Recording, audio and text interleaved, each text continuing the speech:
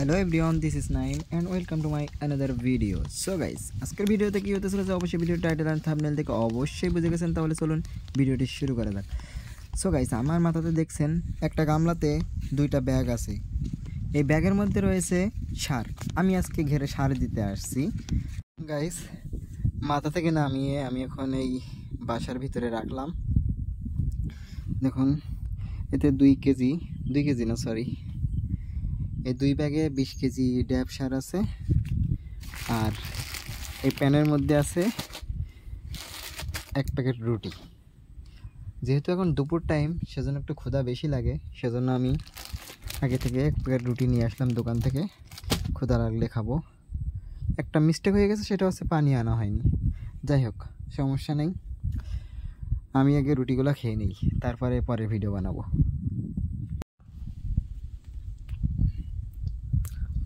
দেখুন, রুটিগুলা খেয়ে তারপরে সবগুলা খাবো না, মাত্র 2টা নিছি। 6টা রুটি থাকা, 6টা থেকে আমি 2টা নিছি। 2টা খেয়ে তারপরে সারগুলা গামলায় ঢেলবো।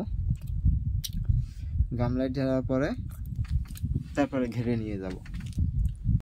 ভাবছিলাম 2টা রুটি খেয়ে আর সার দিয়ে এসে আর 4টা রুটি খাবো, কিন্তু দেখেন একবারে সব খেয়ে উঠলাম। খেয়ে উঠে এখন যাব সার দিতে।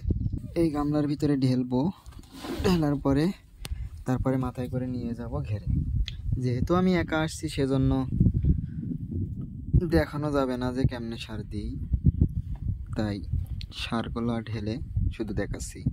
পুরা 20 কেজি সার আমি এই গামলার মধ্যে দিলাম। আর একটা সারের দোলা আছে, এটা বাড়িতে নিয়ে যাব। এটা আমার ছাদের উপরে যে গাছগুলো আছে, ওই গাছগুলোর গোড়ায় দেবো এইগুলা। যাই হোক, এই সারের অনেক গুণ আছে, যেটা আমি ভিডিওর মধ্যে বলতে পারবো না, ভিডিওটা বড় হয়ে যাবে, সেজন্য ভিডিওটা এখানেই শেষ করলাম। দেখা হবে অন্য কোনো এক ভিডিওতে।